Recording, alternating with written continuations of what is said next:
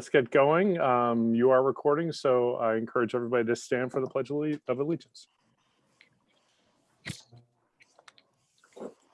Pledge allegiance to the flag of the United States of America and to the republic for which it stands, one nation, under God, indivisible, with liberty and justice for all.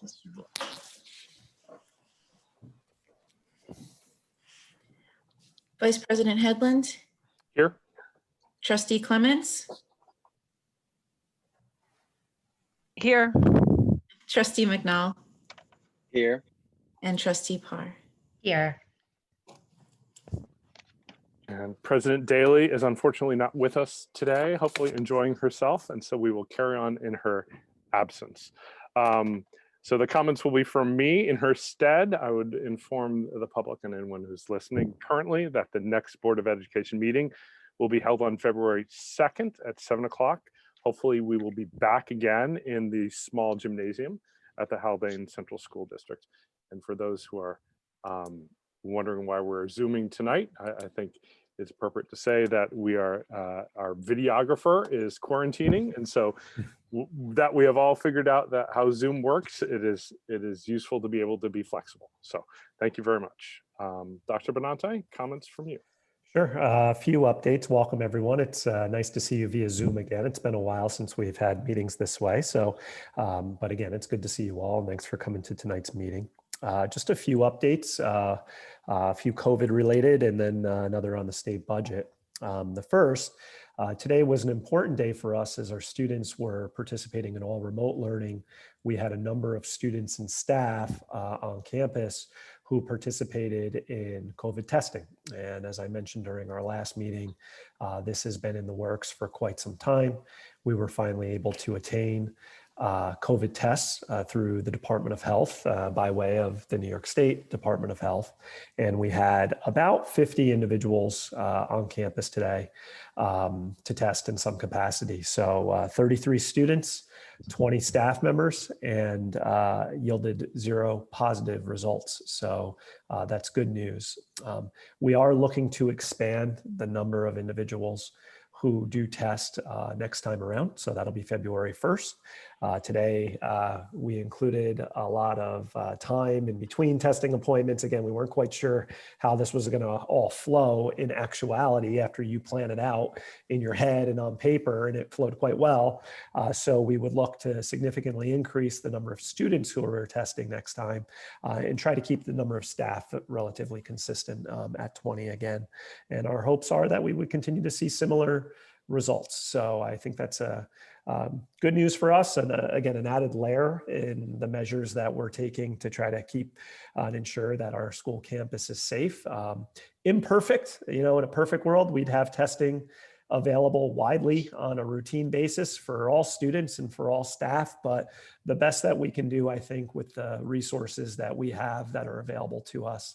And I really want to express my appreciation to Catherine O'Hara and Jenny Shelters, our nurses, respectively, as well as Meg Crow, our athletic trainer. Meg also went through the process of certifying herself to be able to test and result tests as well. So our medical professionals that we have on staff were a big help to us today, as well as some of our support staff. We had a number of individuals who we pulled out of their regular assignments to assist with welcoming families and kids, and also helping get results back to families throughout the day. So thanks to those individuals as well for supporting us through the testing that took place on campus today. And I'll pause there just to see if there's any questions. Yeah, I just had a quick question.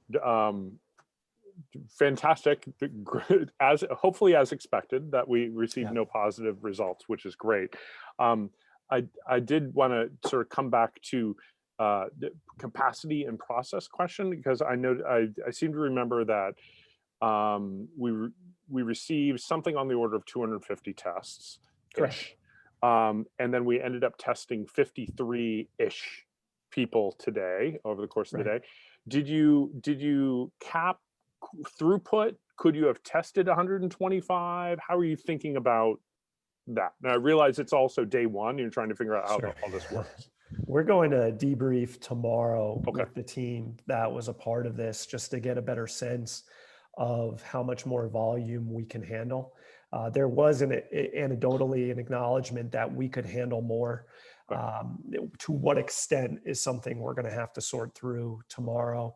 Of course, we were a bit cautious in setting this up because the last thing we wanted was to run behind just for families and for staff who were still facilitating instruction remotely. But we were very conservative. John, I don't know if it will be quite to the extent of facilitating, let's just say we have about 180 or so remaining tests. I don't know if we'll go through all of those on the first, but the majority of those we will. I'm also thinking about, who testing is available to on a day like today. So our families who have the ability to take the time out of their day, right, drive their kids over and be tested. Not every family is in that scenario. So something I'm going to debrief with our team about tomorrow is there a way that we can target certain kids and families to make this available to them, perhaps leading up to the first or the day after, where it may not be readily available to them in the way that we're providing it during regular school hours on that next testing day. Just again, because I think that will be a better sample, if you will, of our school community and give us a higher level of confidence in the results that we're seeing. So that's just one reflection before we've gone into our debrief to see that. But I think you'll see the volume increase and we'll want to be more strategic as well with potentially targeting families who this setup doesn't necessarily allow for them to readily participate. And I would also assume, and correct me if I'm wrong, is that if we ever do get placed in a microcluster environment, we may not be, I don't know, but we may not be administering the test in the same way with a virtual school with testing on this. It may be over the course of a school. There are probably a number of scenarios in which you could fulfill the mandate in a different operational manner. Yes. Okay. Exactly. And that's what this is about as well, in trying to think through some of those issues now that we've experienced it. Yep. If we're required to do this, one, does this work? Does this help meet the requirements that will be placed upon us? And then what modifications could we make to have a more viable program? Thank you. Any other questions on that? Okay, so I'll have more to report. Unfortunately, the one test I didn't mention was my own, which I had this weekend. And unfortunately, I am COVID positive, and I share that with the, in full candor, because I'd rather folks hear that from me than find out secondhand. And as I was participating and making some tough phone calls today with individuals with whom I was in contact on Thursday and Friday when I was on campus, which is the look back period, it's going to get out there. So the good news is, I feel pretty good and my symptoms are mild, but I did want to mention that to our board members tonight. I did write this to you a little earlier, but you may not have opened your email yet. And again, not to place any of the attention on me, but we've tried to be as candid as we could through this process and the things that are going well and some of the bumps in the road. And unfortunately, I've encountered one of those bumps myself. So, but looking forward to returning to work or returning to being on campus after a period of isolation here at home, which I'm reminded what it's like to be at home, sharing the same Wi-Fi with my kids and my wife and working around that. So yes, very much looking forward to a return to Haldane, hopefully towards the end of next week sometime. Last time I spoke, and this goes to show you how things evolve pretty quickly, I was not optimistic about the vaccination program and at what point it would reach our educators. And wouldn't you know, within a couple of days of that, many of our educators had signed up and staff members had signed up for a vaccination appointment, and some of whom have already gotten their first dose of the vaccine, myself included. So that being said, things are I'd say moving along, but at the same time to a grinding halt. So as you've read, many of the vaccine that doses that were available have since run out. So we're now waiting, as I think our hospitals are and other care providers are, for an increase to New York State in the number of doses that are made available, and how those doses will then be distributed in our communities. So we have, I would say, a significant number of our staff, and we haven't tallied this in total yet, have appointments. And it's my hope that they'll be able to honor those appointments, or whoever is distributing the vaccine will be able to honor those appointments with our employees, so that they indeed get their first and second doses of the vaccine. So a lot to be developed, but an encouraging sign nonetheless since the last time we spoke. And we'll see how that plays out now in the next few weeks and really months to come. Some of our staff were able to, again, already receive their first dose. Some are not scheduled to receive their first dose until May. And, that's kind of, that's the way this is unrolled over the last 2 weeks. So again, I'll pause there because I'd imagine there'd be a couple questions on that. Nothing from me other than to be encouraged that it is indeed happening in some way, shape, or form. Yeah. So, and we can't mandate the vaccine for our employees. Certainly, that we're not at a point where that's come up.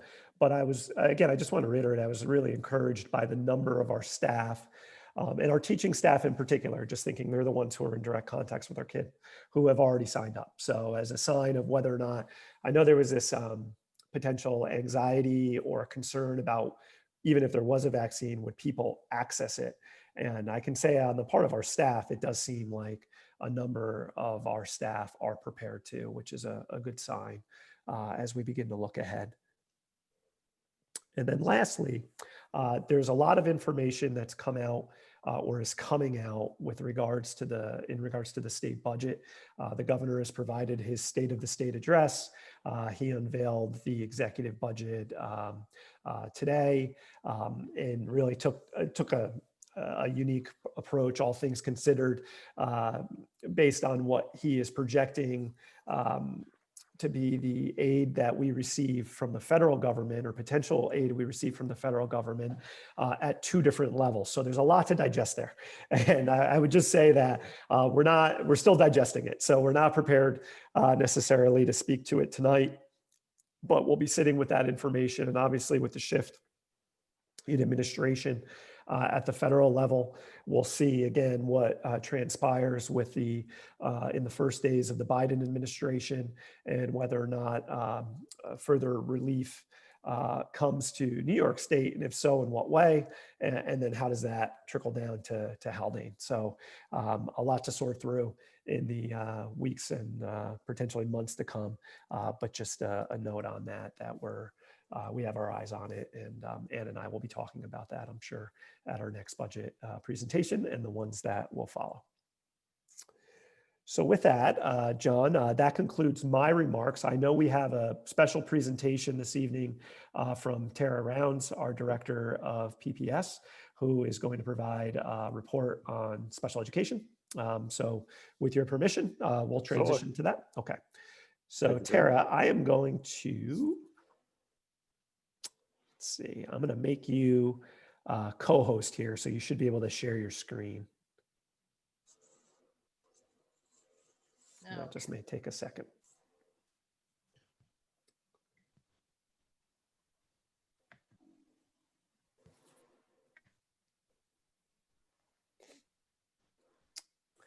And Tara, Give me 1 second.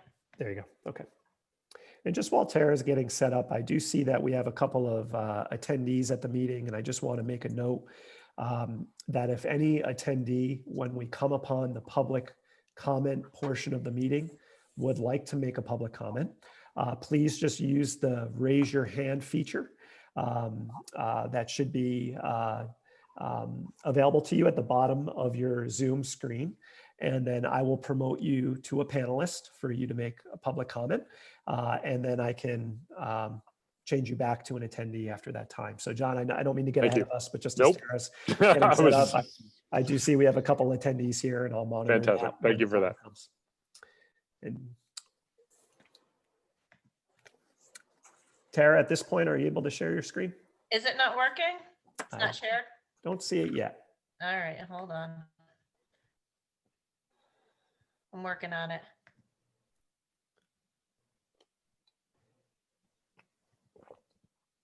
There you go. You got it? Okay, It's great. coming through. Just give it a, there you go. Okay, great. Thank you.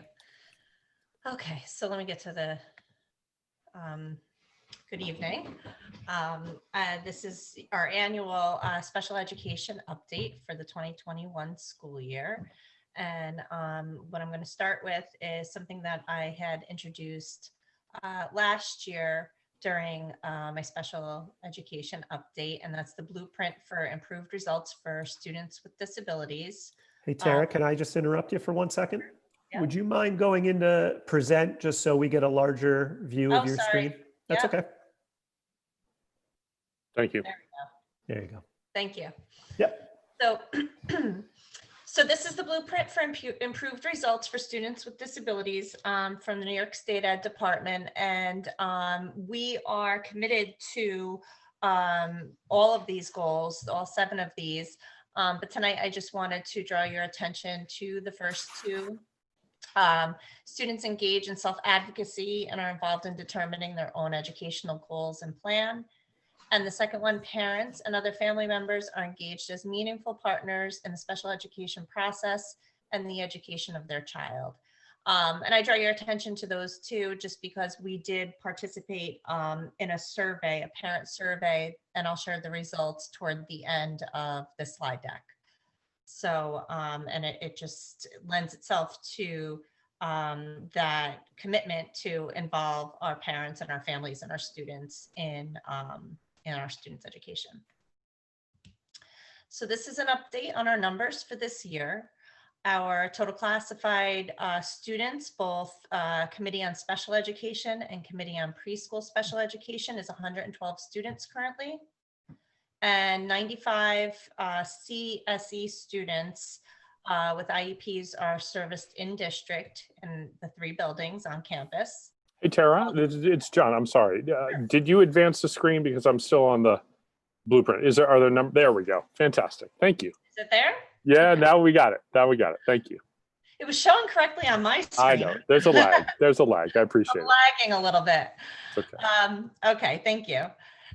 So we serve 95 students with IEPs in district, and 10 are in out of district placements. This means that we're paying tuition to other programs that have specialized programs for our students based on their need. So this may be a BOCES program or a state-approved private day or residential program. And even sometimes other neighboring districts have programs that they have been able to create a cohort for that maybe we haven't, and they will, a select number of districts will cross-contract with us.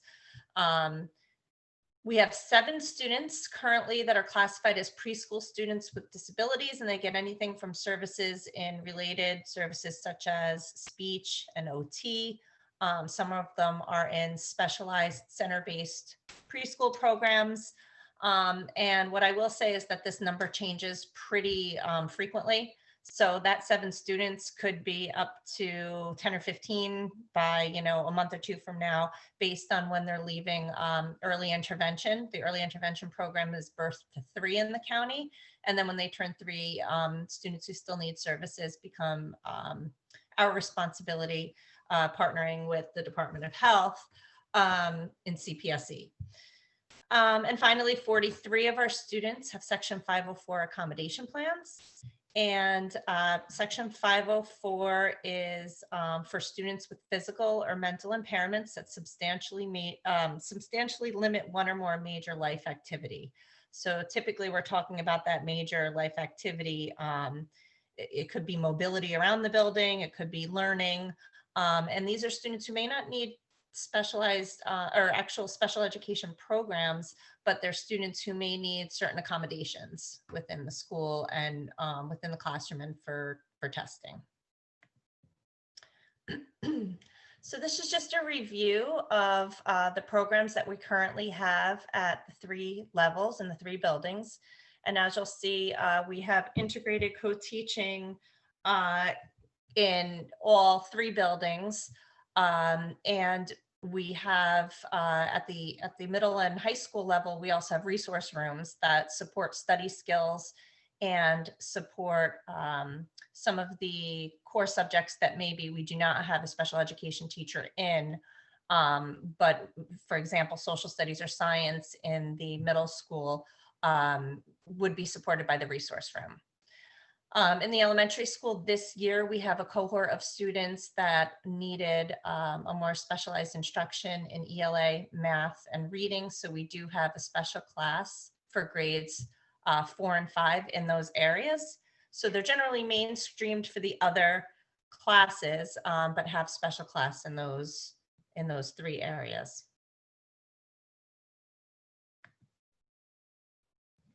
This is an update on our related services. So for speech language therapy and for occupational therapy, we have our 2 speech pathologists and our 1 occupational therapist who services students from K through 12. So they're district wide. We have a physical therapist that we contract with. So not an employee of Haldane's, but we contract with an agency, and she comes on campus 1.5 days a week to provide therapy to students who need PT. In terms of counseling, we have 2 social workers, 1 at the elementary school level and 1 at the high school level. We have 1 full-time psychologist, school psychologist, who supports middle school counseling, and then a 0.6 school psychologist that serves as a CSE chairperson and is conducting evaluations. And of course, we now have a full-time BCBA or behaviorist who also works district-wide with our students from K through 12 in all buildings. So this year, these are my department goals for the year, or I should say our department goals for the year. And the first one was to continue with the expansion of dialectical behavior therapy informed practices while adjusting to our new learning environment to support wellness. So it ties into our district goal of wellness. And, you know, we've been working now with DBT for the last 2 years, and we're in year 3 of this consultation model that we have. And this is providing a lot of support for our clinicians. DBT in schools was one of the major goals of DBT in schools is to prevent burnout. So clinicians are meeting every 2 weeks together as a team and supporting each other, and they're collaborating and they're working with a consultant, and they are helping each other with cases and sharing cases and sharing strategies and difficulties. So it's a good support system for them. In addition, they're designing formats to provide self-care and wellness information to staff. So we talked about how in DBT this year, we really wanted to shift our focus a little bit to supporting self-care and wellness amongst staff members and any resources we could implement through DBT. And our consultant has been working with our clinicians to provide a lot of resources. And one of the things that I've referred to probably in past board reports is a self-care newsletter that our middle school psychologist, Nicole Snook, has been providing once a month. She sends out tips and articles and different strategies to our staff in the form of a newsletter. And then just today, we launched, the counseling department launched a virtual wellness room. So this is a Google Classroom where they're collecting a lot of resources, a lot of activities, quotes, some, humorous, antics that they're putting in there. They're asking teachers to go in and share their own little anecdotes and stories and things.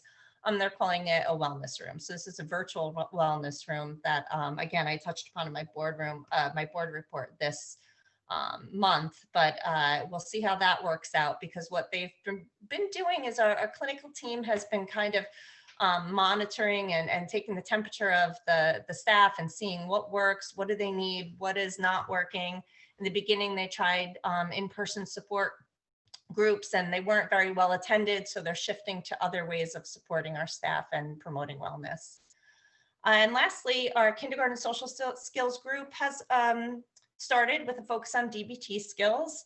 Mrs. Curry in the elementary school, last year she worked on DBT skills with some of the older elementary 4th and 5th grades, and this year she wanted to start early with the kindergarten and kind of do something more age appropriate for kindergarten students, but also that is DBT informed. So she started limited 7-week groups for kindergarten students. Currently, she's working with a group from Mrs. Wild's class, and then when that ends, she'll go on to the other kindergarten classes. And the focus is on mindfulness, emotion regulation, distress tolerance, and improving relationships, which are all DBT skills. And she just recently began this at the end of December. And they are meeting in person as long as they can and whenever they can, and keeping the students in the same class and keeping it socially distanced and following all of those regulations. So the second goal we had was to facilitate behavior management training for teaching assistants and aides. And I collaborated with Marie Scroy, who is our behaviorist, to provide training for TAs on Superintendent's Conference Day. This mainly came out of when I came into the position, I did a needs assessment, and there was a lot of communicating that there was a need for TAs and aides to have training because they're working directly with our students. Our teaching assistants and our aides are working in the cafeteria with students. They're working on the playground with students and supervising, those areas throughout the day.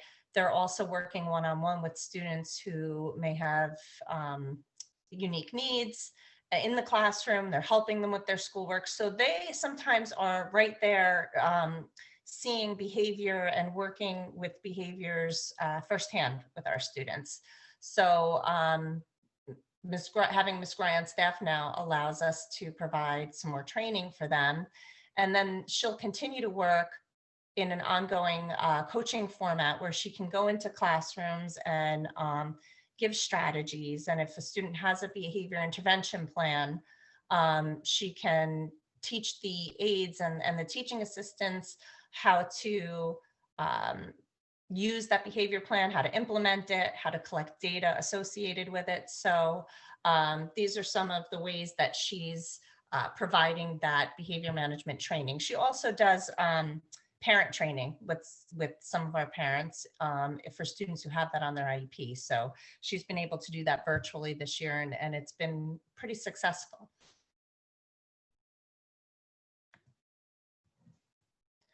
Okay, and then the third goal was to provide follow-up training to special education staff on differentiation and universal design for learning.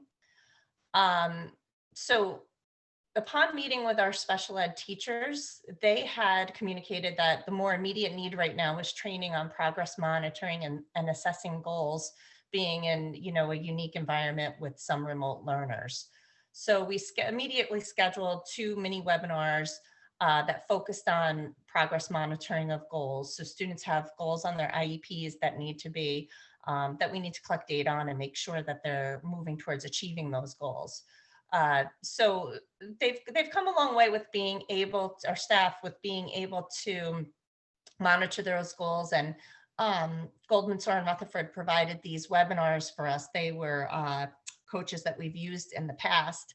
And they've given us a lot of tools and cheat sheets and things like that that can be used in order to help our faculty measure goals.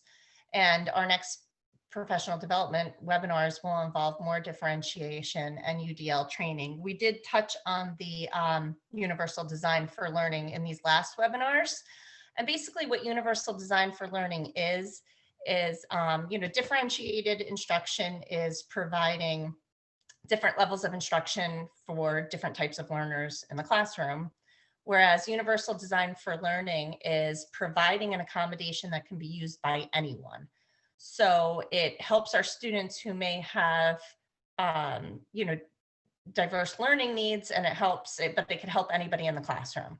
So one of the examples that they use just in everyday life when we talk about universal design for learning is when you think about crossing a street in the city, the sidewalk cutout that's there, that could help somebody who uses a wheelchair, get across the street and get onto the sidewalk, but it can also help a mom pushing a stroller or anybody who may have,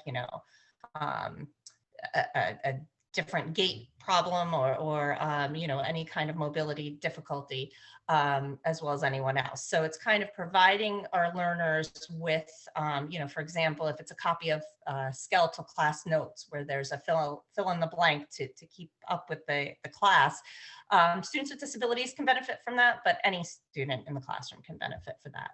So we're going to pursue more training in that area as well. And then this is just an overview of some of the professional development that has happened so far this year. Our inclusion coaches from Goldman, Sawyer, and Rutherford, as I mentioned, are providing mini webinars to our staff. Our counseling staff continue with ongoing DBT consultation from cognitive behavioral consultants, because that is ongoing professional development. And internally, some of our staff have provided trainings. For example, our elementary school special ed teachers and our reading specialists came together and had a discussion of supporting students with disabilities in terms of their decoding and encoding instruction practices and alignment. So really looking at phonics. How do we teach phonics to students who have diverse learning needs? And how do we align that learning so that when they move from teacher to teacher every year, we know what's already been taught for that student's specific needs and what needs to be taught next. So they're developing a way to align that instruction throughout the elementary school. Mrs. Brown, one of our special education teachers, provided a growth mindset after school staff development. And again, the wellness strategies that are being provided in an ongoing way from our clinical staff in terms of the self-care newsletter development and the new development of our wellness room. And, as they continue to go on, they're continuously developing ways to support our staff in terms of wellness. So finally, this is a shift. So shifting from those updates to a parent survey that was done at the end of 2019, in the 2018-19 school year, so in the spring of 2019, when we were conducting our annual reviews. We have those meetings every year for any student with an IEP. New York State sent us surveys to hand out to each parent. It was something that we were required to do along with with select districts in the state. Each year, New York State Ed designates certain indicators to school districts in 17 different areas. And the indicators measure success in domains related to regulation compliance and special education. So different districts have a different indicator every year, and they're all to monitor regulation. And for example, we may have to show and prove that we've performed timely evaluations on our students within the time frame that we're supposed to. We may have to collect data and share with the state. One year, an indicator would be, did we transition students from the early intervention program to the preschool program in a timely manner? So it's all just making sure that we're complying with regulations, and every few years we may be asked to do a parent questionnaire. And in 2019, we did that. It was a parent survey regarding the CSE process and parent experience with special education services in the school district. And I'm sharing this with you now because it's the first opportunity that I've really had. We received the results March 3rd of 2020. So we received the results of the survey right before we closed due to the pandemic. So the survey results are, they sent us 140 surveys. So this was a little bit more than what we needed, depending on how many meetings that we were doing, but it gave us the ability to have extras to give to people, do second mailings, which we had to do at some times to try to get the minimum number of surveys returned. we were required to have 57 surveys returned. And if we didn't have 57 surveys returned, we would have had to do that indicator or redo that survey the next school year. So we were able to get 62 surveys returned.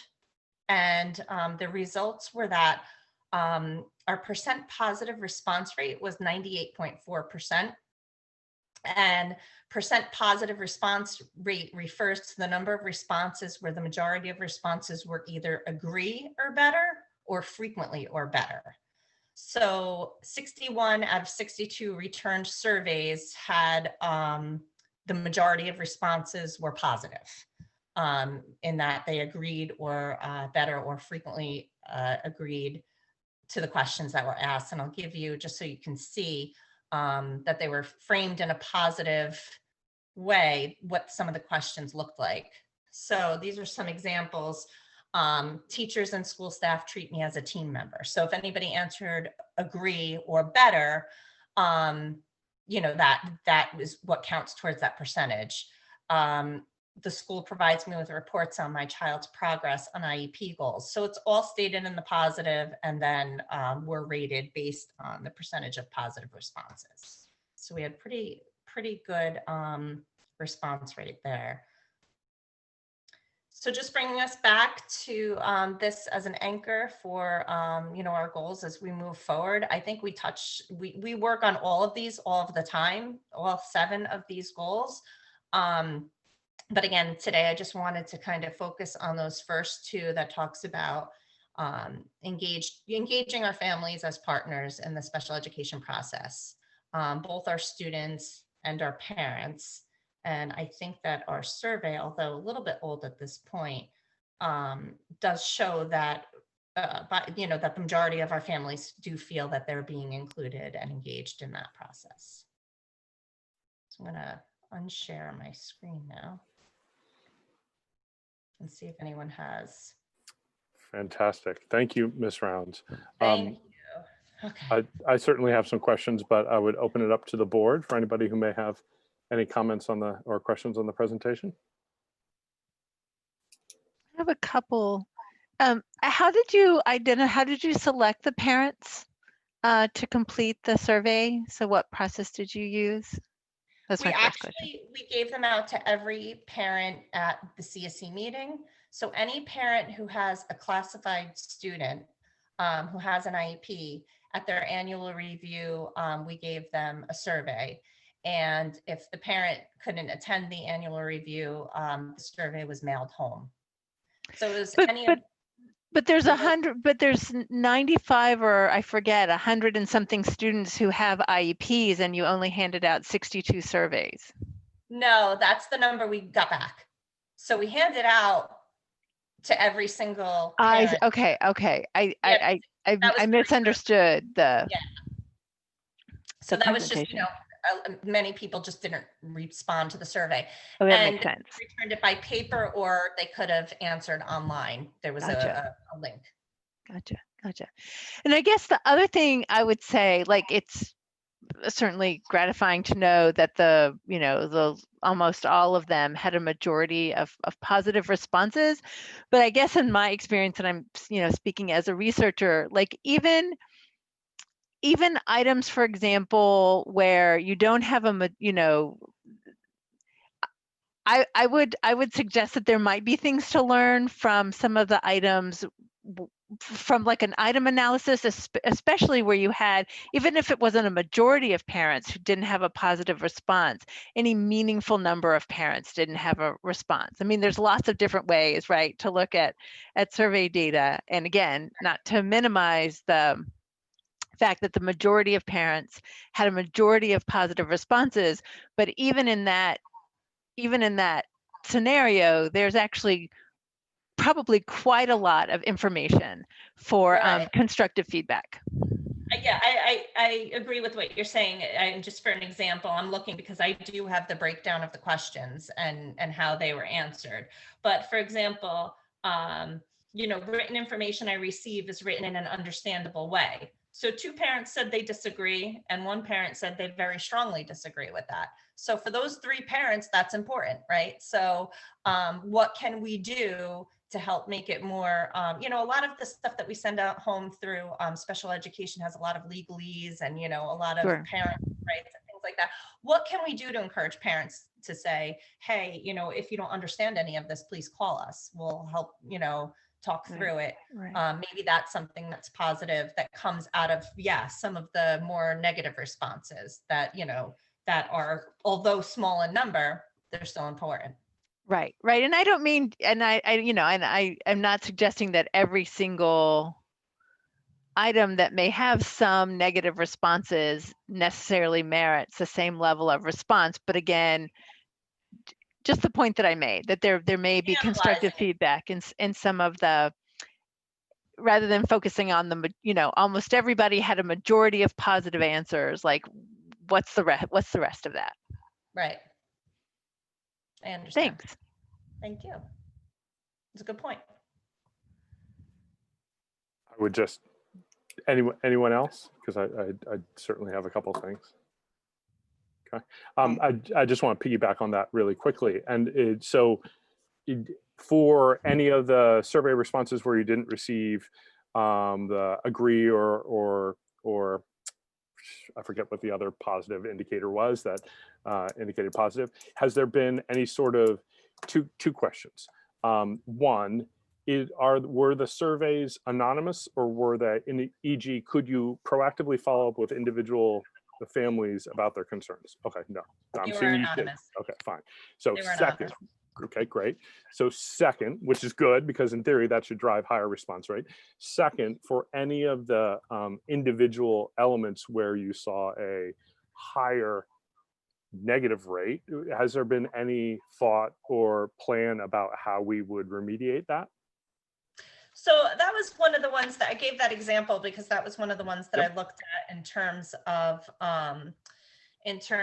you know, how can we help parents better understand, and maybe, you know, just a different level of outreach in terms of, you know, letting them know what they're going to be receiving in the mail, what they're going to Yep. be receiving in writing, and how they can go about contacting us to help understand that more, and just communicating that in our meetings and communicating that as parents make a referral. I think that now I'm more cognizant of that. Mhm.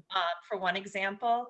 And one of the areas was, just to give you another example where there are a few higher responses that were disagree, is over the past year, special education services has helped me or my family, and it says, feel more confident in my skills as a parent. So just referring back to, you know, how our educators can reach out and help coach, especially during this time, how relevant that is, right? Where parents have students at home that they're working with. How can we get our behaviorists involved to kind of do some coaching with parents and some skill building with parents, or, you know, ways that we can address teacher communication with parents to help with study skills at home and things like that. So Mhm. it's something that, you know, we're certainly giving thought to. But again, with the unique environment, it's a little, you know, you think more about what's relevant in the remote environment right now, just because that's what's presenting right now. I certainly understand we're facing lots different than when this went out, but certainly when we get feedback from our parents, we want to take that into consideration and try to figure out, are there a couple things that we can make a plan to action against, so that we're actively working on those. So that's great. I also had another sort of a high level question. I always appreciate these conversations because I readily admit I'm not as close as I should be to the department, but you went through a number of sort of tool-based DBT, the addition of the behaviorist, the increased training for staff, for teachers, for TAs and aides. I guess my overall question would be, how do you think about the impact of those, the expansion of the resources and the tools available to the department on the students that you are serving, and how over time how would you think about what's going on in the department and how that is becoming manifest in our desire to make sure that our students are included, educated, all students? So that would be my question. So I hope I'm understanding your question correctly. So if I don't answer it the way That's that, right. you're thinking, just let me know. Sure. But we tend to look at everything in terms of goal achievement and progress towards goals. Okay. So that kind of information can help us write goals for students, what's going on behaviorally with these students, what's going on socially and emotionally, where are they right now, and where would we like to see them be by the end of the school year. And it helps us develop those goals, and it helps us also monitor those goals. Yep. If we have, a one-to-one aid, for example, assigned to a student, and we know why that one-to-one aid is there, maybe that one-to-one aid is helping that student with for a young student, kindergarten student, maybe they're helping them with potty training and using the bathroom, then we have a goal of what we want to be achieved by the end of the year. So that helps guide that data that we're collecting in order to make that student more independent, so that they need less time with a one-to-one aid, or maybe they, eventually don't need the ultimate goal is to not need a one-to-one aid at all. So I don't know if that answered what your question. That totally gives me the metric in which you're trying to assess the impact of what you're doing on the students. So what I would sort of come back to you and say is like, so how would you assess overall, given all the tools that you've deployed and the robust training that you've rolled out to the faculty and the hiring of the behaviorist, how is that positively impacting the students that are being served by the program? How would you show that? Right. So, okay. So I think that for us now, it's more feedback from the people working with the children, right? Do they feel better equipped to be able to work with the children? Are they understanding more? Do they feel that what they're implementing is working, or do they feel like they need more support? There's also, looking at data that's behavioral data in terms of students being asked to be picked up early, students being asked, being suspended, students being asked to being removed from class because they're being disruptive. Ultimately, we would like to see those behaviors decrease, if you're talking more programmatically. I have a question. I think we all know that our expectations for each individual child has been adjusted given the circumstances that COVID presents. And I think we would not be surprised to find a number of our students with IEPs, 504s, would not be meeting those goals that we had set in last year or this year in the way that we had hoped for. And I'm just curious to know if you feel like in order to meet those needs, you have the resources in place to help the kids meet the goals as they've shifted and adjusted, or if you find yourself having to, I suppose, reevaluate your expectations for each of the children, if that makes sense.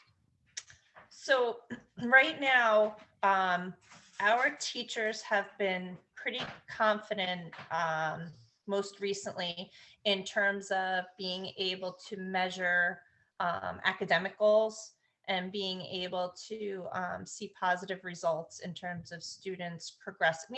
For the most part, there's always, a struggling student who we may need to provide more intervention for. But for the most part, they're confident in measuring those academic goals.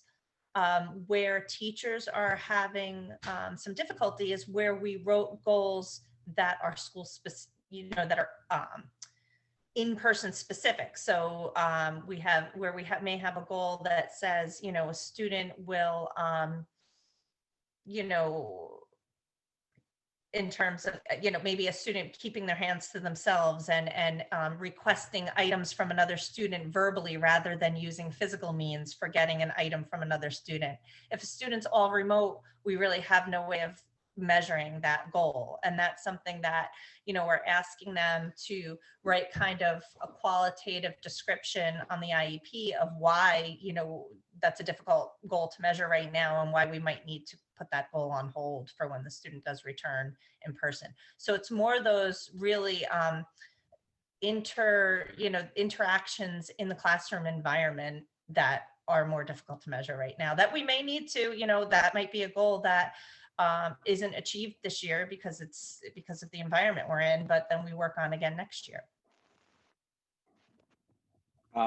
Great, thank you. And I'm also curious to know, I know a number of students will be going through their triannuals, and there are a variety of different assessments and things that are going on right now. Do you feel like the staff is confident that they're getting a good assessment of those things moving forward, since they're so consequential in determining the kinds of services that each student's going to be getting?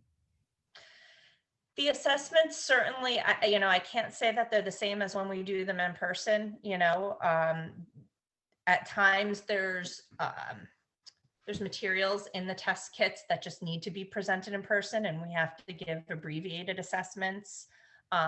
There's times when, these are standardized assessments and we're not following standardization. We're doing them virtually, which was not part of the standardization of the tool, so I will say that the staff are doing everything they can and doing the best that they can. They're asking for students to come in person when, even if they're remote, if the family's comfortable, bring the student in for, even if it's for just some of the subtests, to be able to give those assessments face-to-face using PPE and whatever means a family's comfortable with. Other than that, they're using a lot of rating scales, depending on parents, to help in terms of responding to those, those rating scales of what's being observed at home right now. But nothing's going to take the place of a face-to-face, in my opinion, a face-to-face assessment. In terms of how thorough it is. We may need to have some subtests that just aren't administered. And those in-person tests, though, even given the circumstances of all the protocols that are in place, I would imagine those feel a little bit more familiar and therefore a little bit more dependable, at least the results in one way or another. Yeah, and I will say that our staff are attending a lot of trainings, a lot of virtual trainings on how to give these assessments virtually. Yeah. And how to give them digitally. So they're doing everything that they can to make them as meaningful as we can make them right now. Great. And I guess the last question I'll ask is about, there are certain areas in which you would expect a kind of rapid progress, particularly at the elementary school level in OT or PT or speech therapy, that you might imagine over time that less and less of this kind of support is going to be necessary as the child in one way or another shows that progress. Do you expect moving forward that, we're going to have students that are further along that require more service, like more OT than they may have otherwise, and PT, for instance, or speech therapy? And I guess that's the other question I mean by, do you feel like you have sufficient resources looking to the next, I would imagine, 18 months beyond, once we're all back in place? Well, what we're going to be looking at right now, part one of that answer is that, a lot of it will depend on how much can be done in the home and what's reasonable to ask families to do in terms of, follow-up practice and things like that often happen in those related services such as speech and OT and PT. But families are doing a lot right now. So there's only so much that's possible, right? They're doing the virtual sessions, and then, as I said, there's almost homework that would need to be done in some instances for progress to continue. What we'll need to look at is, do any of these students need compensatory services? And that's something that all of the directors in my position and all of the districts are looking at. What would that look like? Would that involve I wouldn't imagine that it would be for every student, but for some students who may have regressed in an area or may have not made the expected progress in certain areas, can we provide them with services that may occur over summer breaks or things like that? in terms of compensatory services making up for things that were missed. And that And would be I on can an individual basis. I can speak to confidently the amount of cooperation, collaboration, teamwork that the staff is engaging. You know, for instance, we're one household in which we certainly feel like there's a lot of open conversation with staff and the team, and we certainly feel supported as we have questions and things like that. So I feel like it's very, I can speak to it in a lot of ways, but I just know that, and I've said this before, that there are so many different circumstances in the home, and certain parents are and certain parents don't have the capacity to do that. So that's why I ask for anything else. But I can attest to the fact that our staff, when they have their parents' ear, are extraordinarily useful and very supportive, and we've seen real progress over time in spite of us being remote, I would say too. So thank you. Thank you. Fantastic. Any other questions? Thank you very much, Ms. Rounds. Appreciate Thank your you. attendance and your report. Thanks. Per Dr. Benante's conversation, we now move to communication from the public. If there's anyone has raised their hand, he will make you a presenter. There is also, as you remember, a second opportunity for you to contribute at the end. So Phil, is there? Yes, we have Haldane Arts Alliance. I think I know who this is, so I'll just make sure we'll promote the panelist. Fantastic. Thank you, Phil.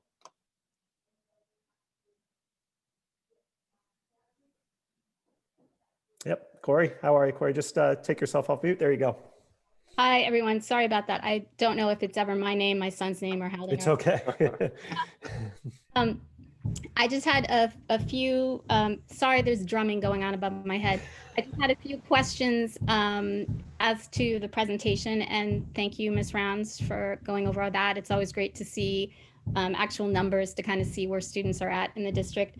I was curious if the PPS department had any plans to reach out directly to families or ask in a more qualitative way since the pandemic started, how things have been going in parents' homes. I feel like those surveys that come out from New York State Ed Department, the way that they're worded sometimes and the way that they're so focused on procedure and compliance, that it doesn't always get at a little bit more the meat of what life is like. And we all know that it's been a great change for students, especially for students with disabilities whose routines have been disturbed. So that was question one, just to see if there was any reaching out on the part of the district to kind of survey parents more explicitly about that. And also if there were any plans on the part of the district, maybe not under the purview of PPS, for giving UDL training to the general education teachers and not just special education. And I'm thinking specifically of seeing, that slide where, again, there's no co-teachers in science and social studies in the middle school. They're still not there in the elementary school. And so that's going to fall to the gen ed teachers if we're looking through the lens of UDL, which I'm thrilled that the district is going in that direction now.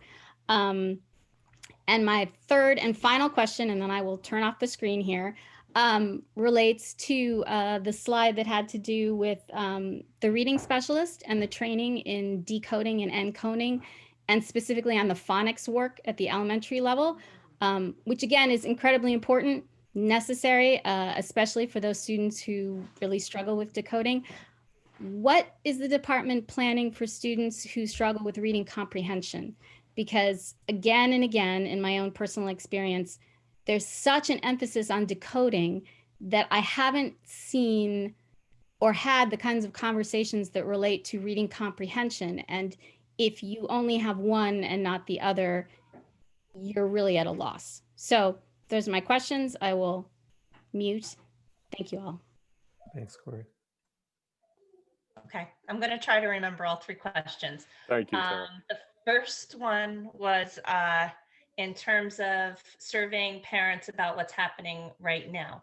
So while we don't have an actual, paper survey going out right now. I did invite when I started, again, I started the beginning of last year in this position, and then the pandemic hit. So it was, a little bit of a short time.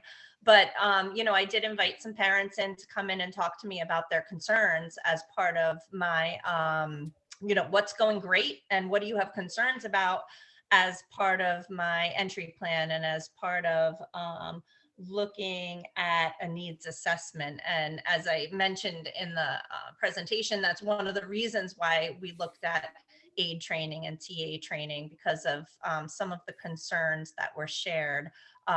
Less formal, not, a data-driven survey with numbers attached to it, but more of an informal interview process where I collected a lot of the commonalities and the common threads in terms of from staff and from parents as well. And then moving forward, specific to the pandemic, we have really, all of our students have a case manager, and those case managers should be and are reaching out to families where they're seeing difficulties occur. Usually the case manager is a special education teacher, but then we do have a multi-tiered system of supports where if somebody else is noticing a struggle or a difficulty with a family, there's a whole system of supports that we have through our counselors, and there could be a wide variety of difficulties, whether they be academic, social, emotional, whether they be, difficulties with just some of the basic needs that families have. And we're relying a lot on moving through that system of supports that we have. So that was the first question. In terms of universal design for learning, I'm only at the beginning stages of the past year or so training our special educators in that. So I hear you that that's something that some of our gen ed teachers are doing naturally and are doing really well. And when I go in and see that they're saying, you know what, I accommodate for all of my students in that way. All of my students are allowed to take extra time if they need it. All of my students are getting a copy of the class notes if they need it. I would say a lot of our teachers do that naturally, but in terms of, providing that training for gen ed teachers, you're right. We've done mostly the gen ed teachers that are partnered with co-teachers. So we would need to look at expanding that training, and I would work with the principals to find out, where the need is and if teachers need to attend a training like that in the future. We haven't done that yet. We just started with the co-teach pairs at this point. And then the third, okay, right. The comprehension, our teachers are certainly working on comprehension strategies. I am not a reading specialist, nor am I a special education teacher, so I don't want to pretend to know all of the strategies that they're using. I see them working on comprehension on a regular basis.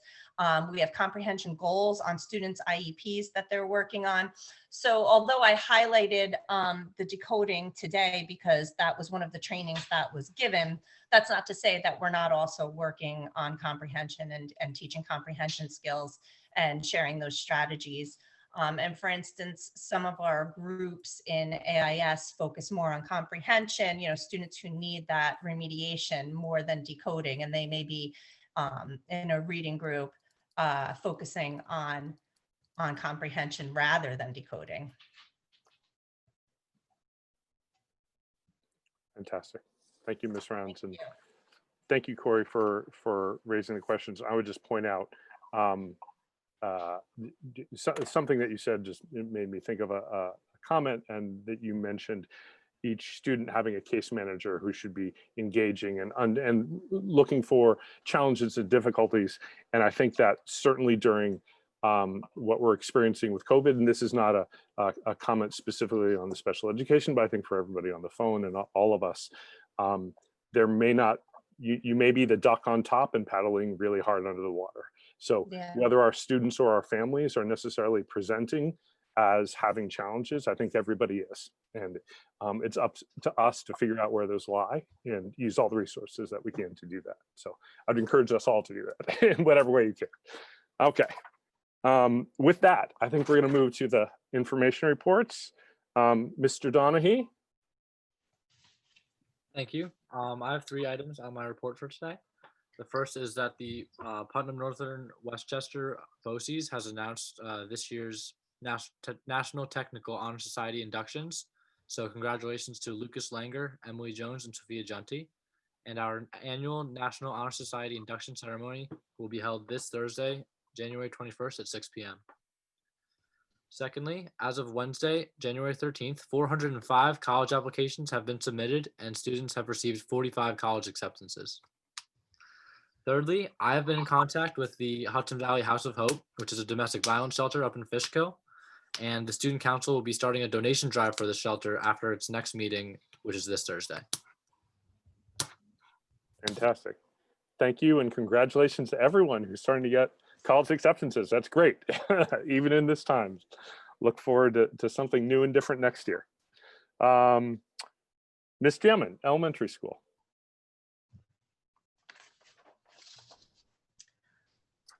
Good evening. I have to say this was one of those reports that felt eerily strange in timing, where it felt like both our last board meeting was just yesterday and years ago at the same time. I can't believe that was a few weeks before Christmas was the last time we talked, and that it's already the middle of January. So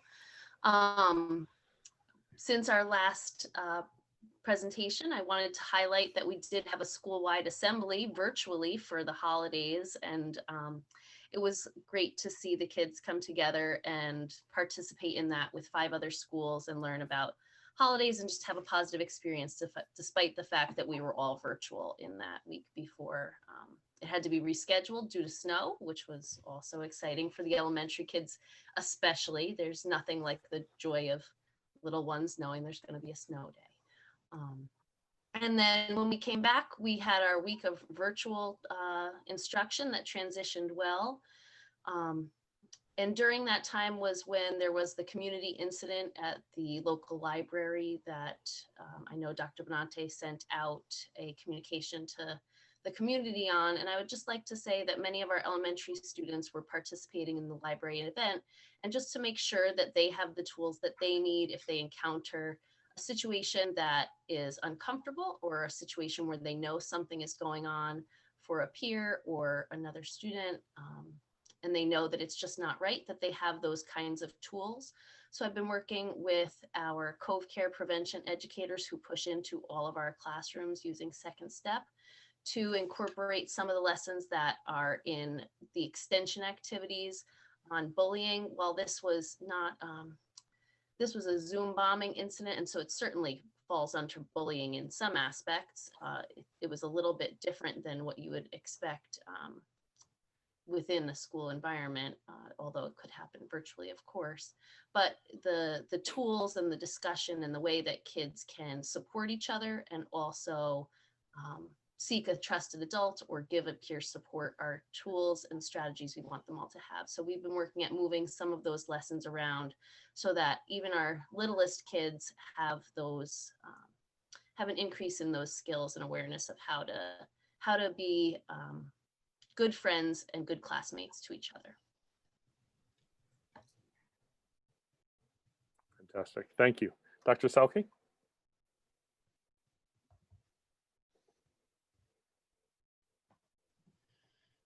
Sorry there. Good evening.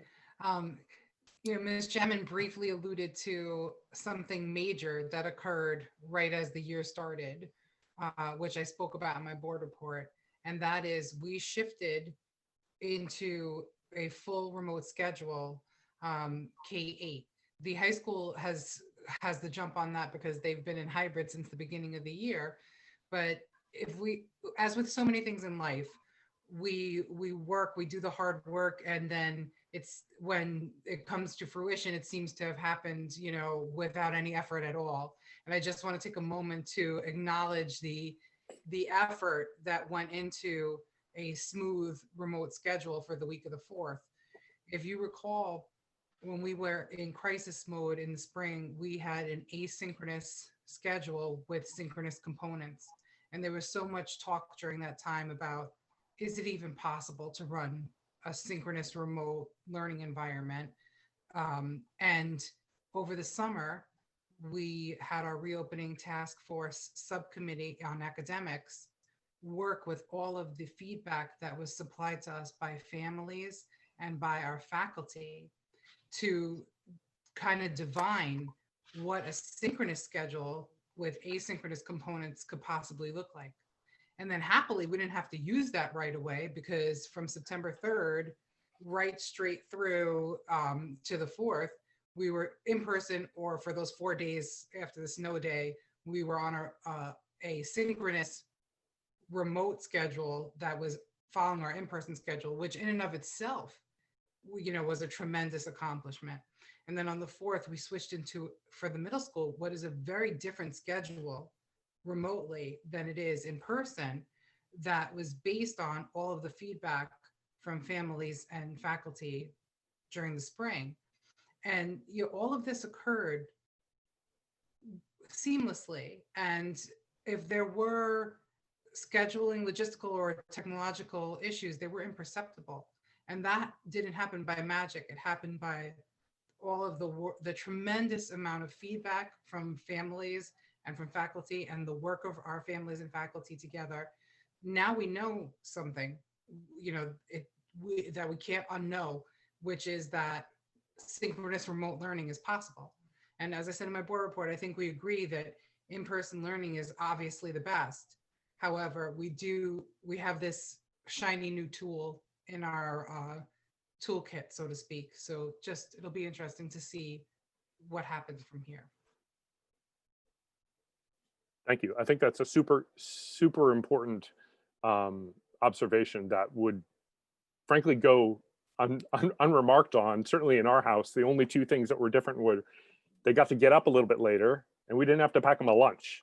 But other than that, you would sort of never know. So congratulations to everybody and people over the summer who participated in putting that together, because you're right, it really did go smoothly. And the fact that that did is sort of indicative of all the work that went into it. So thank you. Certainly, we thank you. My family thanks you. Ms. Sniffen. I'm just going to put Dougie back on the spot again for a moment. Dougie, would you like to share any of your good news? Sure. I got accepted into 2 universities in the past few weeks. I got accepted into Duke University and to the University of Chicago. So very exciting for Dougie. Congratulations, Dougie, on all your hard work over the many years here at Haldane. So thank you for sharing that. And he did not know I was going to put him on the spot, but since he talked about it, I felt like I had to. So as Marianne kind of alluded to, we've been in hybrid since the beginning of the school year. And unfortunately, we closed before break, closed the building to go into an all virtual environment. So upon rehabbing students back in the building, we had been all virtual for almost a month. It had been for the students to be back in the building. So that was quite exciting to welcome them back in the new year. And with that being said, I think I'd like to just highlight 2 departments quickly in terms of some of the work that's been done. One would be our clinical staff and our PE department, and the other would be our social studies department over the last couple of weeks. I think we would all agree that with the current events that have transpired at the Capitol building, tomorrow, as we know, is a big day for our nation. Our social studies department has put in an incredible amount of time into allowing for safe spaces, allowing our students to continue with their civic engagement and critical thinking that we want to see within our students, finding media news sources for the classroom to make sure that students come into the classroom with information to be able to process.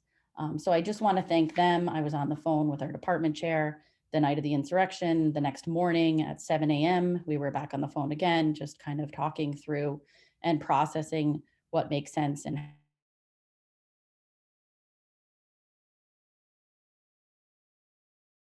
one of the activities I thought that I would share was some of the work that was done within our seniors and their government class.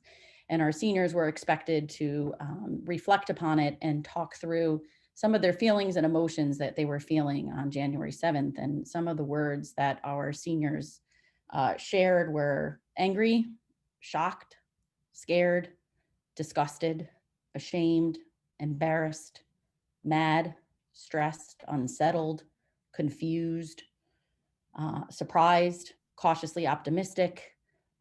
So I think providing that space and teachers talking through with our students in a safe space is very important. And so I just want to mention that and thank them, and that work will continue.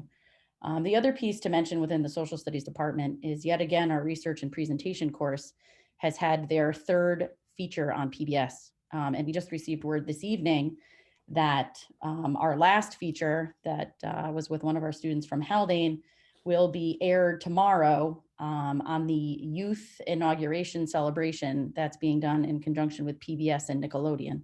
So I look forward to seeing that tomorrow. That was just posted on Instagram, so we just learned of that.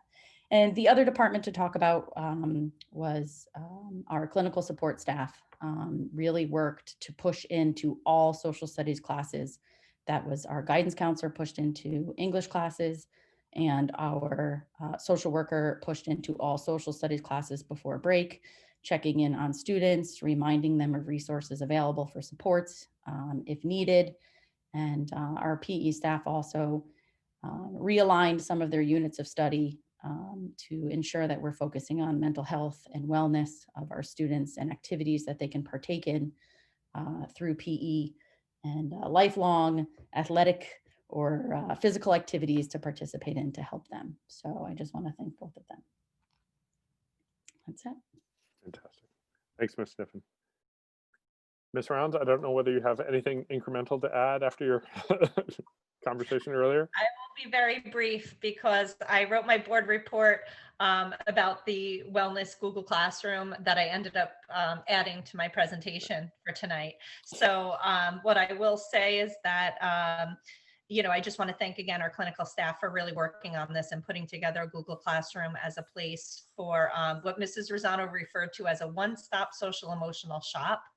And as a way for teachers to kind of log on and find relaxation and brain breaks, mindfulness tools, emotional regulation tools, a funny area for humorous materials, for a little bit of levity during these unique times, and inspiration for educators. Those are the categories that are sort of in there, and they're putting articles and they're putting quotes, and they're adding strategies and tools as time goes on, as they collect them for this one-stop social emotional shop. So again, being brief, I know I talked about this already, but that was the highlight of my board report this month. Fantastic, thank you. Mr. Walsh. Hi, good evening. The Facilities and Transportation Department had a very productive month. We certainly took advantage of the times where students were not within the buildings. That's where we can get a lot of our work done.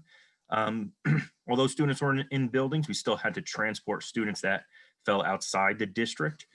So we did transport those students, and we were able to conduct a lot of cross training within the transportation department, a lot of route familiarity, which gives us a lot more flexibility as we assign routes, particularly as individuals or our drivers are not on campus due to being out sick or vacation time.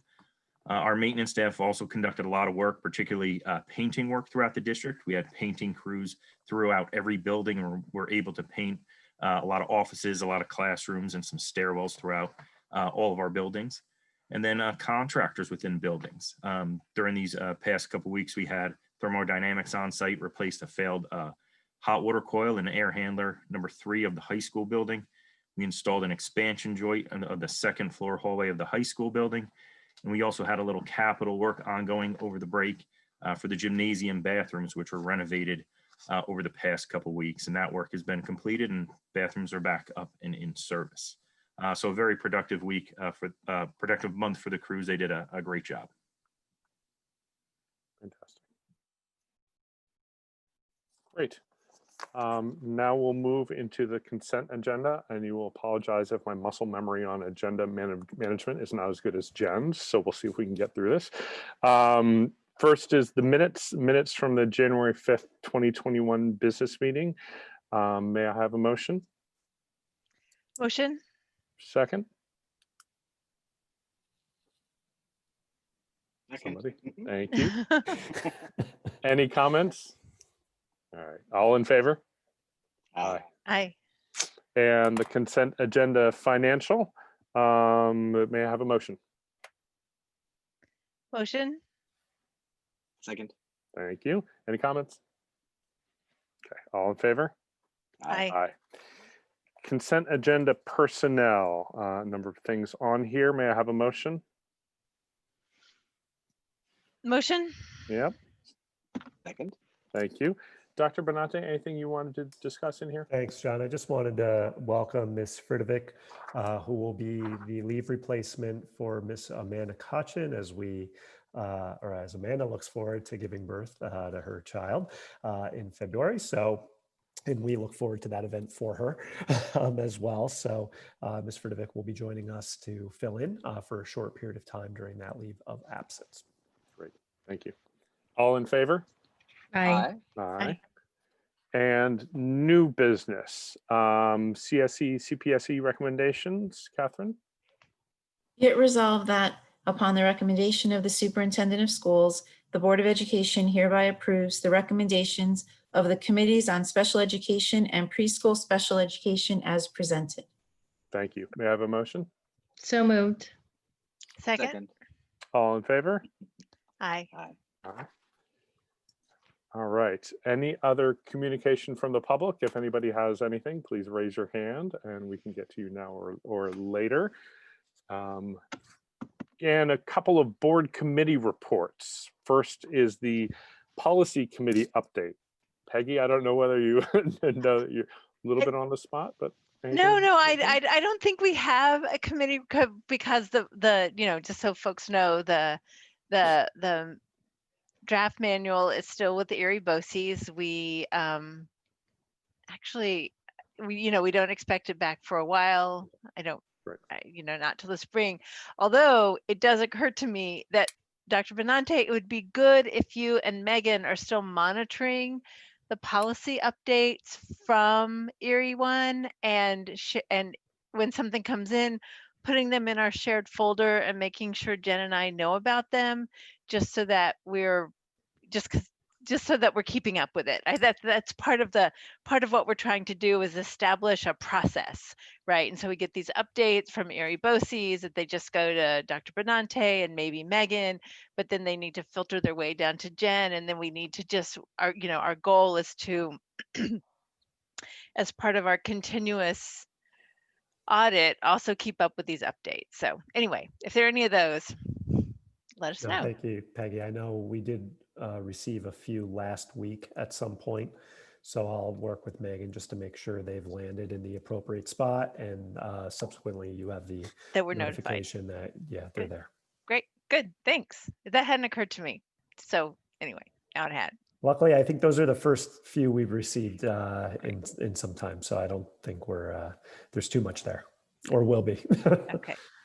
Great. And the second one is the Westchester Putnam School Boards Association update. This is an update through me from Jen. The focus or the advocacy for the Westchester Putnam School Boards Association for this year basically breaks into 5 categories, not surprisingly, 2 of which being COVID-19 costs and COVID-19 obstacles. For any of the public, there is a infographic which contains all 5, which also includes special act school districts, public education funding in general, and cost containment. So see, many of them are financially related. But those are the key advocacy platforms for the Westchester Putnam School Board Association. There are 2 panels being set up on the 4th and 11th to discuss with our local representatives. And Jen is actually going to be participating on the 11th to talk with our local state senators and to make sure that we're advocating for things that will support education and the education of our students. Obviously, a lot will depend on both the state budget and potential implications from the federal budget. But a number of these continue to be of high importance, even with whatever may come from either of those. But that information is there as well.